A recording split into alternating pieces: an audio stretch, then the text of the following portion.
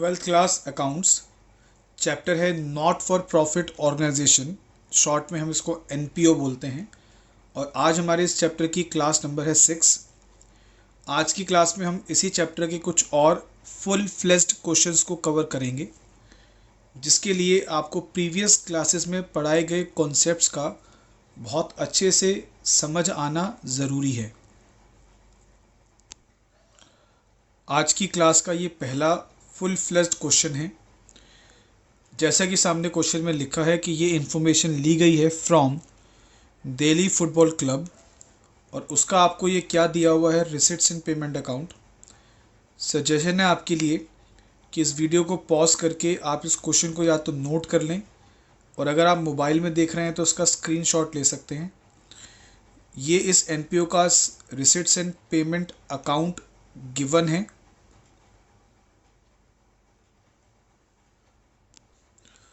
और ये इस क्वेश्चन के साथ दी गई कुछ एडिशनल इन्फॉर्मेशन है। और जैसा कि लिखा है कि आपको इस क्वेश्चन में सिर्फ और सिर्फ इनकम एक्सपेंडिचर अकाउंट प्रिपेयर करना है। प्रीवियस क्लासेस में हमने डिस्कस किया था, फुल फ्लेज क्वेश्चन को करने के लिए बेस्ट वे क्या रहता है कि जो एडिशनल इन्फॉर्मेशन गिवन है पहले उसको हम कवर करें और उसके इफ़ेक्ट्स को शो कर दें। उसके बाद रिसिट एंड पेमेंट अकाउंट में बची हुई इन्फॉर्मेशन को हम वन बाय वन कवर करते हैं। इसके लिए कुछ इस तरीके से आपको इनकम एंड एक्सपेंडिचर अकाउंट यहाँ पे बनाना है। एडिशनल इन्फॉर्मेशन में सबसे पहले लिखा हुआ है कि करंट ईयर जो आपका 31 मार्च 2019 को कंप्लीट हो रहा है, इस साल आपके क्लब के पास टोटल मिला के 550 मेंबर्स हैं, और हर मेंबर ने जो एनुअल सब्सक्रिप्शन पे करना होता है वो 100 रुपीज़ है। तो अगर मैं 550 इंटू 100 करूँ तो मेरा एनपीओ का एनुअल सब्सक्रिप्शन का टोटल अमाउंट 55,000 निकल कर आता है, जिसको हम डायरेक्टली कह सकते हैं कि ये 55,000 एनपीओ के करंट ईयर की सब्सक्रिप्शन इनकम है। जबकि रिसिट एंड पेमेंट अकाउंट के रिसिट साइड में लिखा हुआ है कि आपने सब्सक्रिप्शन जो करंट ईयर में रिसीव किया है वो 52,000 है। इसका मतलब ये हुआ कि आउट ऑफ 55,000 इनकम हमने ये 52,000 रिसीव कर लिया है, और बाकी का 3,000 करंट ईयर की इनकम का वो पार्ट है जो अभी भी आउटस्टैंडिंग है। अब इसको शो कैसे करेंगे? इनकम साइड में आप लिखेंगे bye subscription income,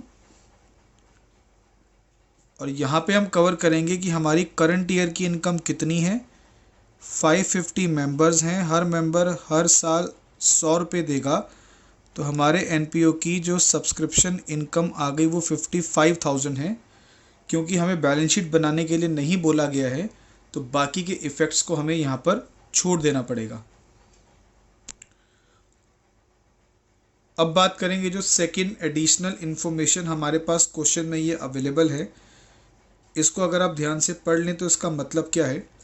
current year के बिगिनिंग में जो आउटस्टैंडिंग सैलरीज हैं वो 10,000 हैं, और करंट ईयर के एंड में जो आउटस्टैंडिंग सैलरीज हैं वो 5,000 हैं। जबकि पेमेंट साइड में दिया हुआ है कि जो टोटल सैलरीज आपने करंट ईयर में पे कर दी हैं वो कितनी है, 70,000। अब इसको सीखेंगे कि हमें इनकम एक्सपेंडिचर अकाउंट में कैसे लिखना है। एक्सपेंडिचर साइड में आप लिखेंगे टू सैलरीज, जो टोटल पेमेंट आपने कर दी है वो 70,000 है, और जो कॉन्सेप्ट हम लास्ट क्लास में डिस्कस कर चुके हैं, आउटस्टैंडिंग सैलरीज जो होंगी प्रीवियस ईयर की, जो कि 10,000 है, वो यहाँ पे माइनस हो जाएंगी। रीज़न आपको बता दिया गया था क्यों। और जो आउटस्टैंडिंग सैलरीज होंगी यहाँ पर करंट ईयर की 5,000, उसको आप ऐड कर देंगे, तो सॉल्व करके जो फाइनल फिगर निकल कर आती है वो आती है 65,000। तो ये प्योरली आपका करंट ईयर का सैलरी एक्सपेंस है, और ये जो आउटस्टैंडिंग सैलरीज हैं इसको बैलेंस शीट में दिखाया जाता है जो कि फ़िलहाल हमें इस क्वेश्चन में नहीं बनानी है। दोनों एडिशनल इन्फॉर्मेशन जो क्वेश्चन में गिवन थी उनको हमने कवर कर लिया। अब आते हैं रिसिट साइड पे और इसकी हर आइटम को वन बाय वन हम कवर करेंगे। सबसे पहले दिया हुआ है बैलेंस ब्रॉट डाउन, जो कि कैश के बारे में बता रहा है कि ईयर के बिगनिंग में आपके एनपीओ के पास जो कैश अवेलेबल था वो 18,000 है। इसको ओपनिंग बैलेंस शीट में दिखाया जाता है असेट साइड में, हमें फ़िलहाल इस क्वेश्चन में नहीं बनानी है। नेक्स्ट लिखा है कि आपको बिल्डिंग बनाने के लिए डोनेशन मिली है 4.5 लाख की और आपने बिल्डिंग पे कितना पैसा खर्च कर दिया है 4 लाख। अब इसको आप कह सकते हैं स्पेसिफिक आइटम है, तो इसको हम कहाँ पे शो करते हैं, करंट ईयर की बैलेंस शीट की लायबिलिटी साइड में। वहाँ पे आप बिल्डिंग फंड के नाम से एक फ़ंड बना सकते हैं और इस 4.5 लाख का फ़ंड वहाँ दिखाएंगे कि डोनेशन से आपको मिला है, जिसमें से 4 लाख रुपए बिल्डिंग बनाने पे खर्च होगा और बाकी का बैलेंस 50,000 आप शो कर देंगे लायबिलिटी साइड पे as a building fund. But हमें बैलेंस शीट इस क्वेश्चन में नहीं बनानी है। आगे लिखा है जस्ट डोनेशंस हैं, इसको आप जनरल डोनेशन कह सकते हैं, बिना किसी पर्पस के आपको मिली हैं, कोई स्पेसिफिक पर्पस के लिए नहीं मिली हैं। तो ये जो डोनेशन है ये कितनी मिली है 50,000, तो इसे एक रेगुलर इनकम ट्रीट किया जाता है, इसलिए इसको हम इनकम एक्सपेंडिचर अकाउंट के इनकम साइड पे रिकॉर्ड कर देते हैं बाय डोनेशंस। अमाउंट है 50,000। अब बात करेंगे रिसिट साइड पे जो नेक्स्ट आइटम गिवन है। जैसा कि आप पढ़ पा रहे हैं यहाँ लिखा है गवर्नमेंट से आपको ग्रांट मिली है, लेकिन एक स्पेसिफिक पर्पस के लिए। वो पर्पस क्या लिखा है, young talent search and development, और जो आपको ग्रांट मिली है वो 1 लाख रुपए की मिली है। पेमेंट साइड पे लिखा है कि इसी young talent search and development पे प्रोजेक्ट पे जो आपने खर्चा कर दिया वो 90,000 का है। पैसा मिला था 1 लाख, 90,000 आपका खर्च हो गया। तो ये क्योंकि स्पेसिफिक पर्पस के लिए मिला है तो इसको भी आप फंड बेस्ड अकाउंटिंग के अकॉर्डिंग करेंगे। और जब आप करंट ईयर की बैलेंस शीट बनाएंगे तो उसकी लायबिलिटी साइड पे शो कर देंगे कि इस नाम से हमने एक फ़ंड बना दिया young talent search and development, जिसमें 1 लाख रुपए हमें गवर्नमेंट की तरफ से ग्रांट मिली और उस पर एक प्रोजेक्ट पे हमने 90,000 खर्च कर दिए, तो हमारे पास जो बैलेंस बचा वो 10,000 का बचा। और इसी क्वेश्चन में एंड में दिया हुआ है कि हमारे पास बैंक बैलेंस 10,000 इसी नाम से दे रखा है, यानी कि पहले हमारे पास बैंक अकाउंट नहीं था, अब अगर बैंक अकाउंट आ गया है तो उसमें पड़े हुए 10,000 रुपये एक्चुअल में इसी young talent search and development का फंड है।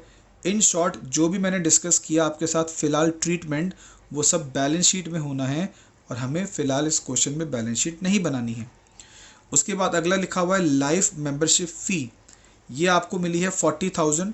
और जैसा हमने प्रीवियस क्लास में डिस्कस किया था कि लाइफ मेंबरशिप फ़ी को कैपिटलाइज किया जाता है, तो इसको हम करंट ईयर की बैलेंस शीट में जब कैपिटल फंड लिखते हैं तो उसके साथ ऐड कर देते हैं। बैलेंस शीट हमें फ़िलहाल इस क्वेश्चन में नहीं बनानी है। अगला लिखा हुआ है रिसिट साइड पे मैच फंड 80,000। नाम से पता चल गया कि इस नाम से आपको एक फ़ंड बनाना है और इसके लिए आपको 80,000 रुपये मिले हैं। और फंड बेस अकाउंटिंग को कहाँ दिखाया जाता है, बैलेंस शीट की लायबिलिटी साइड पे। लेकिन इस मैच पे जो आपने खर्चे कर दिए हैं वो 90,000 हैं। अब जब फंड ही 80,000 का है तो 80,000 से ज़्यादा का खर्चा उसमें आप माइनस नहीं कर पाएंगे, तो उसके बावजूद हमारे पास कितना ऐसा खर्चा बचेगा जो फंड से डील नहीं हो पाएगा, वो है 10,000। तो इसका मतलब आपकी बैलेंस शीट की लायबिलिटी साइड में ये फ़ंड तो ज़ीरो हो जाएगा और उसके बावजूद 10,000 रुपीज़ आपके पास बचेंगे इसके खर्चों के, जो आप फंड में एडजस्ट नहीं कर पाएंगे। तो फिर उस 10,000 का क्या किया जाएगा, उसको आप शो करेंगे इनकम एक्सपेंडिचर अकाउंट के एक्सपेंडिचर साइड पे। टू अनअकाउंटेड या अनएडजस्टेबल मैच एक्सपेंसेस। तो इस पे जो टोटल एक्सपेंस हुआ है वो 90,000 का है, जिसे भरने में जो मैच फंड था 80,000 का वो पूरा का पूरा यूज़ हो गया। बाकी का 10,000 पूरा करने के लिए फ़ंड नहीं है, तो उस 10,000 को आप करंट ईयर का एक्सपेंस मानकर एक्सपेंडिचर साइड में इस तरीके से शो कर देंगे। उसके बाद वापस आ जाते हैं रिसिट एंड पेमेंट अकाउंट के रिसिट साइड में। रिसिट साइड में अगला लिखा हुआ है सब्सक्रिप्शन, इसको हम डील कर चुके हैं। नेक्स्ट है लॉकर रेंट, कितना 4000, ये भी हमारे एनपीओ के लिए एक सोर्स ऑफ इनकम है और इसके बारे में क्योंकि और कोई जानकारी नहीं है तो उसको एक प्योर इनकम की तरह आप इनकम एक्सपेंडिचर अकाउंट में इनकम साइड में रिकॉर्ड करेंगे और इनकम साइड में आप लिख देंगे बाय लॉकर रेंट इनकम और ये क्वेश्चन में आपने कितनी रिसीव की है 4000। रिसिट साइड में जो नेक्स्ट इन्फॉर्मेशन गिवन है वो है इंटरेस्ट ऑन इन्वेस्टमेंट, जो आपने रिसीव किया है 10,000। पेमेंट साइड पे लिखा है कि इन्वेस्टमेंट जो है वो 10% इन्वेस्टमेंट है 1,60,000 की। क्योंकि ये करंट ईयर की पेमेंट साइड में लिखा है तो इसका मतलब ये इन्वेस्टमेंट आपने करंट ईयर में ही परचेज़ की है, पिछले साल ये एग्जिस्ट नहीं करती थी।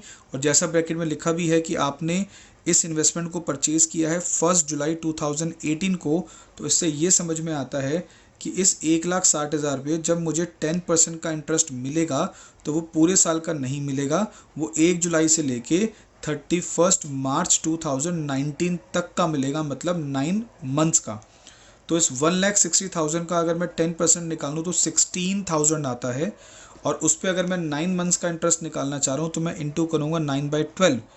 तो 16,000 जब आप इंटू करेंगे 9/12 तो वो कैलकुलेट करके आ जाएगा हमारे पास 12,000, मतलब करंट ईयर की जो इनकम बनती है वो 12,000 रुपये है, जबकि आपने रिसीव किया है सिर्फ 10,000। तो इसका मतलब बाकी का 2,000 का वो इंटरेस्ट है जो हमने अर्न तो कर लिया लेकिन रिसीव नहीं किया, तो उसको हम एक्रूड इंटरेस्ट के नाम से भी रिकॉर्ड कर सकते हैं।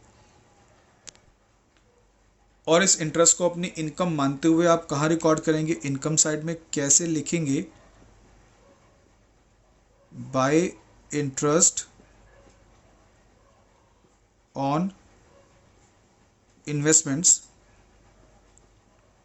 जो रिसीव्ड है वो 10,000 है और जो एक्रूड है वो हमने कैलकुलेट किया कितना है 2,000।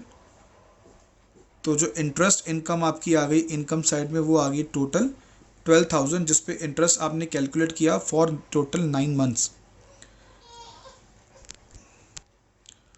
और इस 2,000 के एक्रूड इनकम को आप शो करेंगे अपनी बैलेंस शीट के असेट साइड पे as an accrued interest on investments by the amount of 2,000।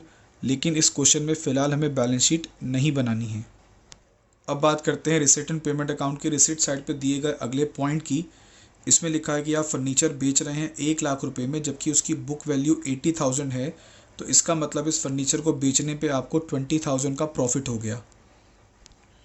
और ये जो 20,000 का आपको प्रॉफिट हुआ इसको आप दिखाएंगे अपने इनकम एक्सपेंडिचर अकाउंट के इनकम साइड पे। कुछ इस तरीके से आप इसको प्रेजेंट करेंगे इनकम साइड पे कि आपको फर्नीचर बेचने पे अनइंटेंशनली कितना प्रॉफिट हो गया, 20,000। अब बात कर लेते हैं रिसिट साइड पे दिए गए सबसे आखिरी आइटम की, जो कि लिखा है एंट्रेंस फीस, और ये आपने कितनी रिसीव की है 50,000। और क्योंकि इसके साथ कोई भी स्पेसिफिकेशन गिवन नहीं है तो इसको एक जनरल इनकम मानते हुए आप इनकम एक्सपेंडिचर अकाउंट के इनकम साइड पे शो करेंगे कुछ इस तरीके से, by entrance fees with the amount of 50,000 on the income side. अब बात कर लेते हैं पेमेंट साइड की।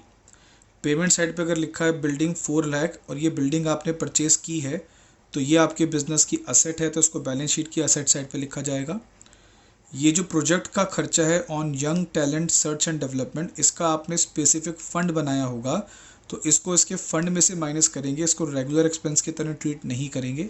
सिमिलरली मैच एक्सपेंसेस को भी उसके फ़ंड में से माइनस किया जाता है, उसको अलग से पूरे के पूरे को एक रेगुलर एक्सपेंस की तरह ट्रीट नहीं किया जाएगा, जैसा हमने आज की क्लास में थोड़ी देर पहले डिस्कस ऑलरेडी कर लिया है।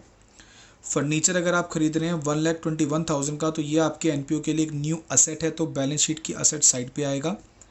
अगर इन्वेस्टमेंट आपने खरीदी है 1,60,000 की तो ये भी आपके एनपीओ के लिए एक असेट है, बैलेंस शीट की असेट साइड पे आएगा। फिर लिखा है सैलरीज, इसको हमने ऑलरेडी डील कर लिया है as an expense of the current year. Next यहाँ पर है इंश्योरेंस 3,500, सन्ड्री एक्सपेंसेस 4,700, इसको आप शो करेंगे as an regular expense of your NPO on the expenditure side of income and expenditure account. कुछ इस तरीके से कि जो इंश्योरेंस है वो 3500 है और जो सन्ड्री एक्सपेंसेस है हमारे पास वो है 4700। देन पेमेंट साइड के एंड में ये जो क्लोजिंग बैलेंस लिखा है कैश एंड बैंक का, इसे प्रेजेंट किया जाएगा करंट ईयर की बैलेंस शीट के असेट साइड पे, बिकॉज कैश और बैंक दोनों ही आपके लिए असेट हैं, इसका इनकम एक्सपेंडिचर से कोई रिलेशन नहीं है। तो अब हमने रिसिट एंड पेमेंट अकाउंट की हर आइटम को डिस्कस कर लिया, जिसे इनकम एक्सपेंडिचर में लिखना था उसको वहाँ लिख दिया, और जो बैलेंस शीट की आइटम थी उसको हमने यहाँ पे स्किप कर दिया बिकॉज बैलेंस शीट हमको बनानी नहीं है। अब आ जाते हैं इनकम एक्सपेंडिचर अकाउंट की क्लोजिंग पे। दोनों तरफ का टोटल चेक करने पर हम देख पा रहे हैं कि इनकम साइड का टोटल ज़्यादा आएगा, तो पहले इनकम साइड का टोटल निकाल कर उसको इनकम साइड पे लिख देते हैं। और इन सब का अगर आप टोटल करेंगे तो वो आ रहा है टोटल इनकम साइड का 1,91,000। ये सेम टोटल आप एक्सपेंडिचर साइड पे भी लिख देंगे कुछ इस तरीके से, और उसके बाद एक्सपेंडिचर साइड का टोटल करके इस 1,91,000 में से माइनस करके बैलेंसिंग फिगर निकालेंगे। और इन एक्सपेंडिचर साइड के अमाउंट्स का अगर मैं टोटल करूं तो मुझे मिल रहा है 83,200, और उसको अगर मैं इस टोटल 1,91,000 में से माइनस कर दूं तो हमारे पास बैलेंसिंग फिगर बचती है एक्सपेंडिचर साइड पे 1,07,800। और ये जो बैलेंसिंग फिगर बचेगी एक्सपेंडिचर साइड पे, इसको हम बोलते हैं सरप्लस, और उसको कुछ इस तरीके से आप यहाँ पे शो कर देंगे 1,07,800। अब हम डिस्कस करेंगे एक और फुल फ्लेज क्वेश्चन। जैसे कि आप देख पा रहे हैं कि यहाँ लिखा है कि ये इन्फॉर्मेशन ली गई है from the books of Mayur club for the current year ended on 31 मार्च 2019। सबसे पहले आपको दिया हुआ है इसके अंदर रिसिट्स एंड पेमेंट अकाउंट, इसको बहुत अच्छे से देखकर नोट कर लें, और अगर आप मोबाइल में यूज़ कर रहे हैं तो इसका स्क्रीनशॉट ज़रूर ले लें कि receipt and payment account basically क्या दिया हुआ है, कौन सी डिटेल्स के साथ। साथ में ये एडिशनल इन्फॉर्मेशन दी गई है, इसको भी आप नोट कर लें। और क्वेश्चन में लिखा है कि आपको इस क्लब की फाइनेंशियल स्टेटमेंट्स प्रिपेयर करनी है for the end of the current year. और जब बात फाइनेंशियल स्टेटमेंट्स की आती है तो वहाँ पर आपको इनकम एक्सपेंडिचर अकाउंट के साथ बैलेंस शीट भी बनानी पड़ेगी फॉर द करंट ईयर, या मैं कह सकता हूँ at the end of the current year. और ऐसी सिचुएशन में ओपनिंग कैपिटल फंड निकालने के लिए हमें एक ओपनिंग बैलेंस शीट भी बनानी पड़ती है, जिसको हम कहाँ पे बनाते हैं, वर्किंग्स के अंदर। ओपनिंग बैलेंस शीट का मतलब है balance sheet in the beginning of the current year which actually belongs to the previous year, जो आपको हेल्प करेगी बैलेंसिंग फिगर से ये निकालने में कि करंट ईयर के बिगनिंग में आपके एनपीओ में कितना कैपिटल फंड था। फाइनेंशियल स्टेटमेंट्स बनाने के लिए सबसे पहले आपको बनाना है इनकम एक्सपेंडिचर अकाउंट कुछ इस तरीके से, और देन साथ में आप बनाएंगे balance sheet at the end of the current year, जो कि एक्चुअल में करंट ईयर की बैलेंस शीट है।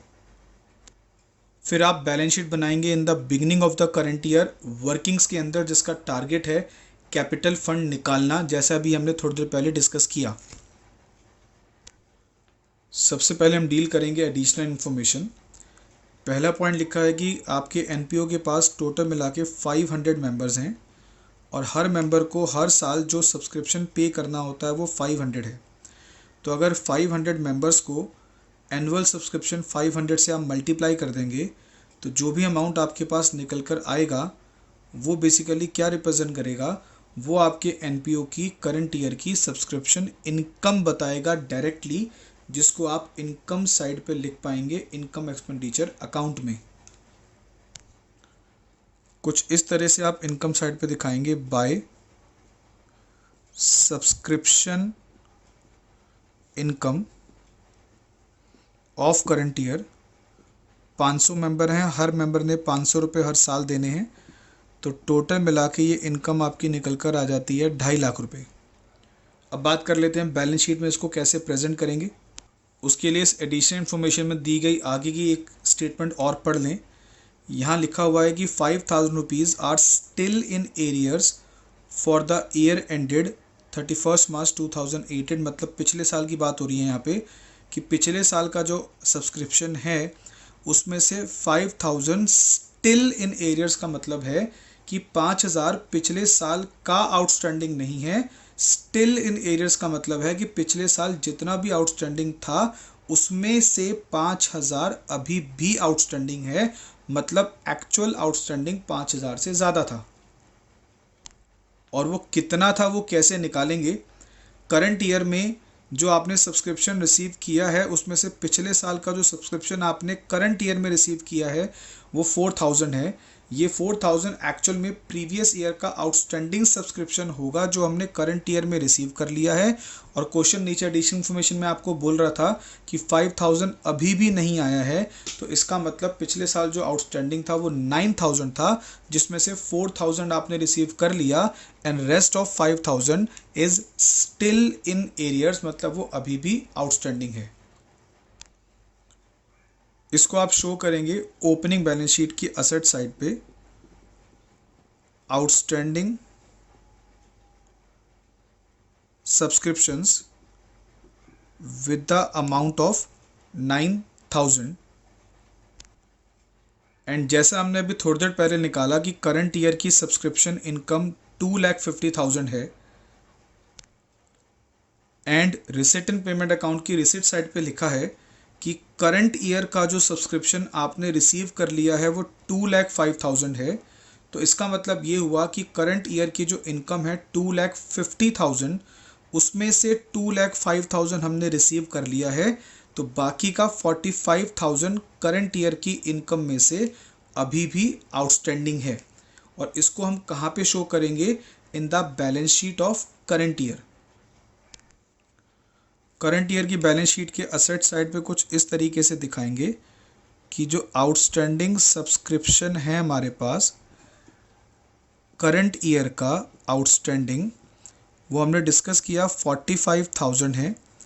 और जैसे कि क्वेश्चन में दिया हुआ था पिछले साल का कुछ बचा हुआ आउटस्टैंडिंग है जिसे आप बैलेंस शीट के थ्रू कैरी फॉरवर्ड करेंगे। तो 45,000 करंट ईयर का आउटस्टैंडिंग है, 5,000 प्रीवियस ईयर का बचा हुआ आउटस्टैंडिंग है। तो करंट ईयर के एंड में जो टोटल आउटस्टैंडिंग हो गया वो कितना हो गया? 50,000। रिसीट साइड पे जहाँ पर लिखा है कि आपने सब्सक्रिप्शन रिसीव किया उसमें ये 6,000 लिखा हुआ है, करंट ईयर में रिसीव हुआ है लेकिन ये नेक्स्ट ईयर को बिलोंग करता है। इसे हम बोलते हैं सब्सक्रिप्शन रिसीव्ड इन एडवांस। और क्योंकि ये करंट ईयर में रिसीव हुआ है तो ये करंट ईयर के लिए क्या बन गया? लायबिलिटी। इसलिए इसको आप करंट ईयर की बैलेंस शीट के लायबिलिटी साइड पे शो करेंगे as subscription received in advance liability of ₹6,000। Additional information का ये फर्स्ट पॉइंट हमने पूरी तरह से डील कर लिया। अब आते हैं सेकंड पॉइंट पे। सेकंड पॉइंट पे म्युनिसिपल टैक्सेस के बारे में कुछ लिखा हुआ है, इसको हम एक काम करेंगे एंड में डिस्कस करेंगे। एंड के बाद कुछ और लिखा है कि 5,000 की सैलरीज अभी भी आउटस्टैंडिंग है लेकिन इसके साथ ईयर मेंशन नहीं है, तो इसको आप ये अज्यूम कर लेंगे कि आउटस्टैंडिंग सैलरीज जो 5,000 की हैं ये करंट ईयर की आउटस्टैंडिंग है। और पेमेंट साइड पे दिया हुआ है कि आपने सैलरी जो टोटल मिला के पे कर दी है करंट ईयर में वो 60,000 है। सबसे पहले सीखेंगे इसको इनकम एक्सपेंडिचर अकाउंट में कैसे रिकॉर्ड करते हैं।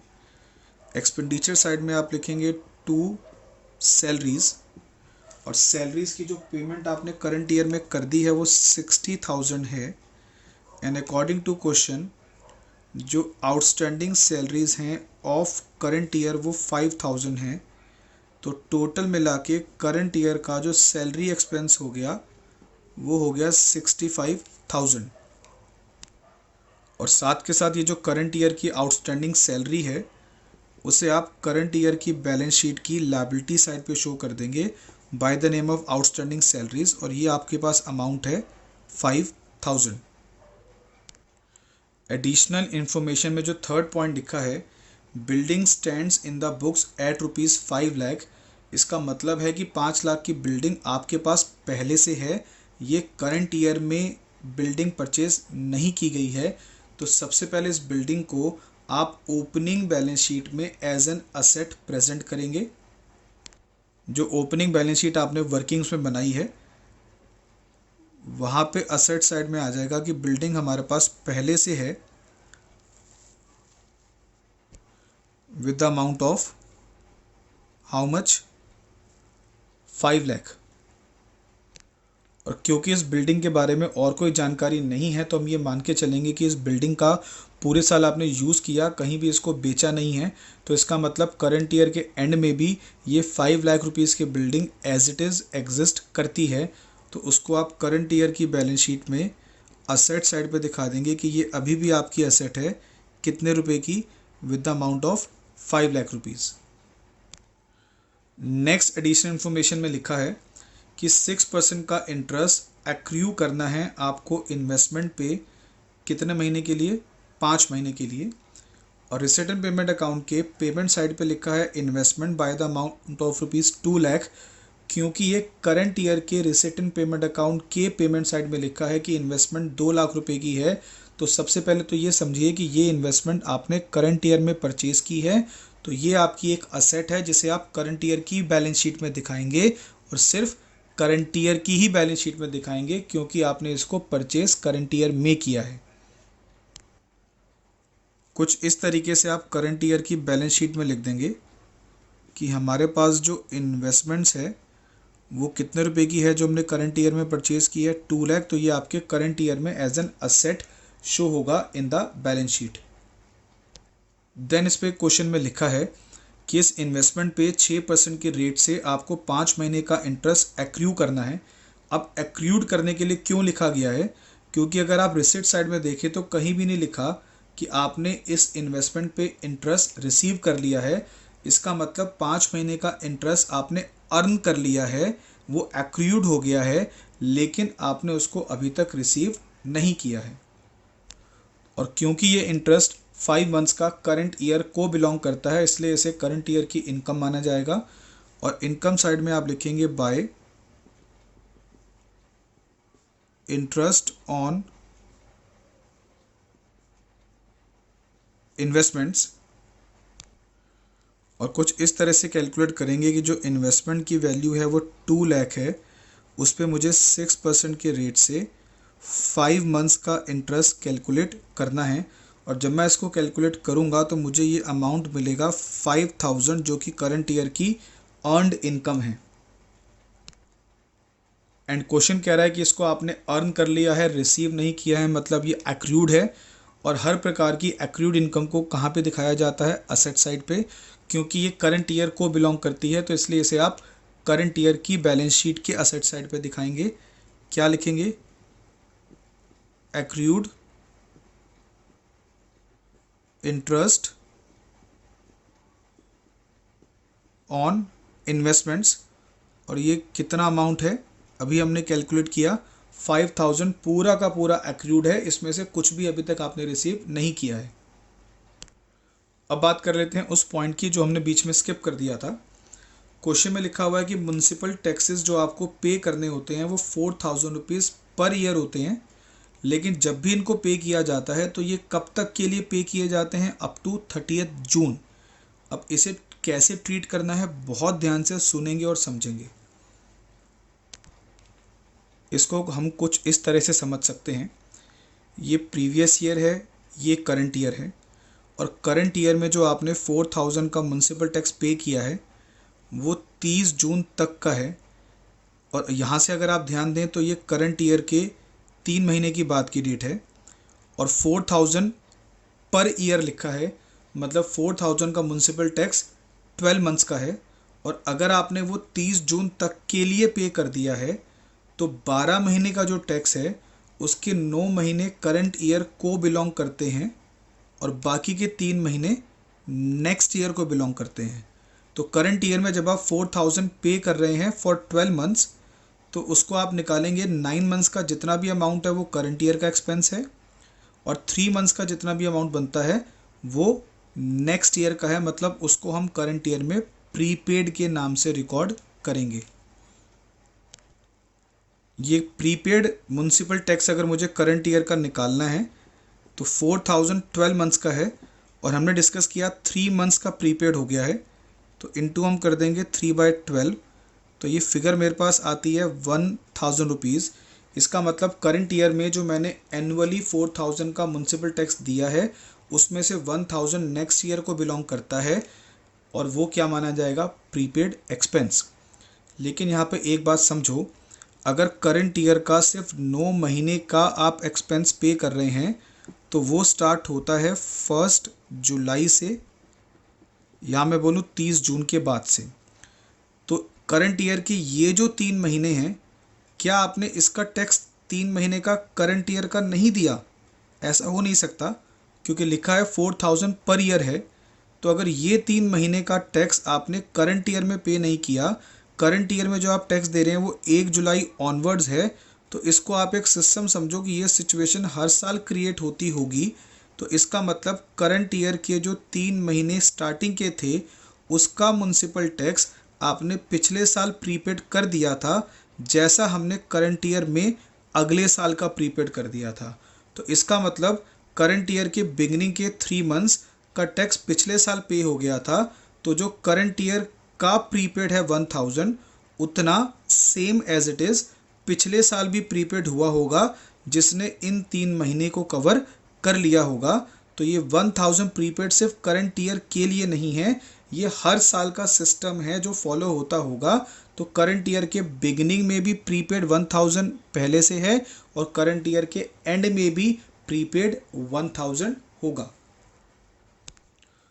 सबसे पहले जब इसको आप एक्सपेंडिचर साइड में दिखाएंगे तो यहाँ पे लिखेंगे 2 म्युनिसिपल टैक्सेस, पर ईयर का अमाउंट 4000 है जो आपने करंट ईयर में पे किया है। इसमें से जो प्रीपेड एक्सपेंस है या टैक्स है करंट ईयर का, वो 1000 माइनस हो जाएगा। और सिमिलरली जो प्रीपेड टैक्स या एक्सपेंस प्रीवियस ईयर में हुआ होगा, हम इस चैप्टर में पहले सीख चुके हैं, उसको हम ऐड कर देंगे, वो भी 1000 है। तो अल्टीमेटली जो एक्सपेंस आएगा वो तो 4000 ही आ जाएगा। अब बात करते हैं इसको बैलेंस शीट में कैसे दिखाएंगे। जैसा हम जानते हैं कि सभी प्रीपेड एक्सपेंसेस को असेट साइड में शो किया जाता है, और अभी हमने डिस्कस किया कि ये जो म्युनिसिपल टैक्स प्रीपेड हैं ये 1000 करंट ईयर के एंड में भी हैं और करंट ईयर के बिगनिंग में भी हैं। तो इसको आप दोनों बैलेंस शीट में असेट साइड पे शो करेंगे as prepaid municipal taxes with the same amount which is 1000। कुछ इस तरीके से क्लोजिंग बैलेंस शीट में प्रीपेड म्युनिसिपल टैक्सेस अमाउंट है 1000। सिमिलरली ओपनिंग बैलेंस शीट में भी प्रीपेड म्युनिसिपल टैक्सेस, ये भी अमाउंट है कितना, 1000। तो एक एक करके ये जो एडिशनल इन्फॉर्मेशन दी हुई थी इसको हमने पूरी तरह से कवर कर लिया, और फाइनेंशियल स्टेटमेंट में जहाँ भी इनका इफेक्ट बनता है वो सबको प्रेजेंट कर लिया। अब हम चलते हैं रिसीट एंड पेमेंट अकाउंट की रिसीट साइड में, जहाँ सबसे स्टार्टिंग में लिखा है balance brought down with the amount of 1,02,500, और क्योंकि इसके साथ कुछ भी मेंशन नहीं है तो इसको अज्यूम कर लिया जाएगा ये कैश एंड बैंक दोनों का कंबाइंड ओपनिंग बैलेंस है। इसलिए इसको ओपनिंग बैलेंस शीट की असेट साइड में कुछ इस तरीके से आप प्रेजेंट कर देंगे कि ये आपकी बिजनेस की एनपीओ की ओपनिंग असेट है 1,02,500। उसके बाद रिसीट साइड में अगला दिया हुआ है सब्सक्रिप्शन, ये हम ऑलरेडी डील कर चुके हैं पूरी तरीके से। नेक्स्ट है डोनेशन जो आपको मिली है 54,000, और क्योंकि ये किसी स्पेसिफिक पर्पस के लिए नहीं है इसलिए इसको बिजनेस की एक नॉर्मल इनकम की तरह ट्रीट किया जाएगा, और इसे इनकम साइड पे आप रिकॉर्ड करेंगे of income and expenditure account. कुछ इस तरीके से इनकम साइड पे आप दिखा देंगे donations as a regular income of your NPO which is 54,000। अगला पॉइंट है यहाँ लिखा है प्रोसीड्स ऑफ ड्रामा टिकट्स 95,000, मतलब ड्रामा आपने करवाया अपने एनपीओ में, उसकी टिकट बेच के आपको 95,000 का रेवेन्यू मिला, और इस ड्रामा को कराने में जो एक्सपेंसेस हुए वो 45,000 के हैं। अगर आप इसे कंपेयर करें तो साफ देख पा रहे हैं कि आपने 50,000 का यहाँ पे प्रॉफिट अर्न किया है, और वो प्रॉफिट आपके एनपीओ के लिए एक साइड इनकम की तरह हो गया। तो उस प्रॉफिट को आप एनपीओ के इनकम साइड में शो करेंगे। कुछ इस तरह से आप इनकम साइड पे दिखा देंगे कि आपको प्रॉफिट कितना हुआ इस एक्टिविटी से, 50,000 रुपीज़।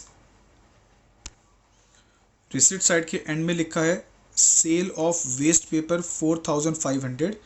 इसे भी एनपीओ की एक रेगुलर इनकम की तरह ट्रीट किया जाता है, इसलिए इसको हम इनकम साइड में एज अ इनकम लिख देते हैं, जो कि है 4,500। अब आते हैं पेमेंट साइड पे, जहाँ सैलरी को हम पहले डील कर चुके हैं। अगला लिखा है सन्ड्री एक्सपेंसेस 7,500। इसको नॉर्मल एक्सपेंस की तरह आप ट्रीट करेंगे, इसलिए इसको एक्सपेंडिचर साइड में as a normal expense show कर देंगे 7,500। नेक्स्ट पेमेंट साइड पे दिया हुआ ड्रामा टिकट्स, इसको हमने ऑलरेडी डील कर लिया है। अगला है न्यूज़पेपर पे आपने कितना खर्चा किया, 15,000। इसको एक नॉर्मल एक्सपेंस की तरह ट्रीट किया जाता है, इसलिए एक्सपेंडिचर साइड में इसको as a regular nature expense record कर लेते हैं, जो कि है 15,000। देन पेमेंट साइड पे दिया हुआ म्युनिसिपल टैक्सेस, इसको हमने ऑलरेडी डील कर लिया है। अगला लिखा है चैरिटी 35,000 की। इसे भी हम एक नॉर्मल एक्सपेंस, एक रेगुलर एक्सपेंस की तरह डील करेंगे और इसको एक्सपेंडिचर साइड में शो कर देंगे as a regular nature expense, which is 35,000। Next payment side पे दिया हुआ इन्वेस्टमेंट, इसको हम ऑलरेडी डील कर चुके हैं। अगला है इलेक्ट्रिक चार्जेस 14,500। ये भी एक रेगुलर नेचर एक्सपेंस है, इसलिए इसको भी एक्सपेंडिचर साइड में as a regular nature expense record कर लेंगे with the amount of 14,500। Then payment side के एंड में जो क्लोजिंग बैलेंस दिया हुआ है 90,000, क्योंकि कुछ भी मेंशन नहीं है तो इसको माना जाएगा ये कैश एंड बैंक का कंबाइंड क्लोजिंग बैलेंस है, और क्योंकि एक असेट है इसलिए इसे हम करंट ईयर की बैलेंस शीट की असेट साइड पे शो करेंगे। कुछ इस तरीके से असेट साइड पे दिखाएंगे विद द अमाउंट ऑफ 90,000। अब हमने पेमेंट साइड पे दी गई हर आइटम को वन बाय वन कवर कर लिया और यहाँ कुछ नहीं बचा है जिसका कुछ हमें आगे ट्रीटमेंट करना हो। तो इन शॉर्ट अब आपको क्वेश्चन को यहाँ पर क्लोज करना स्टार्ट करना है। सबसे पहले क्लोज किया जाएगा इस ओपनिंग बैलेंस शीट को, जो कि आप वर्किंग्स में बनाते हैं। असेट साइड का टोटल करेंगे, एज इट इज़ टोटल यहाँ लिख देंगे, और लायबिलिटी साइड पे जो बैलेंसिंग फिगर बचेगी उसको हम बोलेंगे कैपिटल फंड। एंड इस प्रोसेस को फॉलो करके कुछ इस तरीके से आपके पास कैपिटल फंड आ जाएगा 6,12,500, और इस कैपिटल फंड को आप कैरी फॉरवर्ड करेंगे to the balance sheet of current year. कुछ इस तरीके से लायबिलिटी साइड पे करंट ईयर की बैलेंस शीट में हम कैपिटल फंड दिखा देंगे 6,12,500। फिर हमें क्लोज करना होगा इनकम एंड एक्सपेंडिचर अकाउंट को। अगर आप चेक कर पा रहे हैं तो यहाँ पे इनकम साइड का टोटल ज़्यादा आ रहा है, तो पहले उसको कर लेते हैं। इनकम साइड का टोटल करने पर हमें यहाँ पे मिल रहा है 3,63,500, जिसको एज इट इज़ मैंने एक्सपेंडिचर के टोटल में भी शो कर दिया। अब आप एक्सपेंडिचर साइड का टोटल करेंगे और उस टोटल को जब इसमें से माइनस करेंगे तो जो बैलेंसिंग फिगर बचेगी ऑन द एक्सपेंडिचर साइड उसको हम क्या बोलते हैं, सरप्लस। एक्सपेंडिचर साइड का टोटल करने पर हमें अमाउंट मिल रहा है यहाँ पे 1,41,000, जिसको अगर आप इस टोटल में से माइनस कर दें तो बैलेंसिंग फिगर बचती है हमारे पास 2,22,500, जिसको हम क्या बोलते हैं, सरप्लस। और कैसे लिखा जाता है, excess of income over expenditure.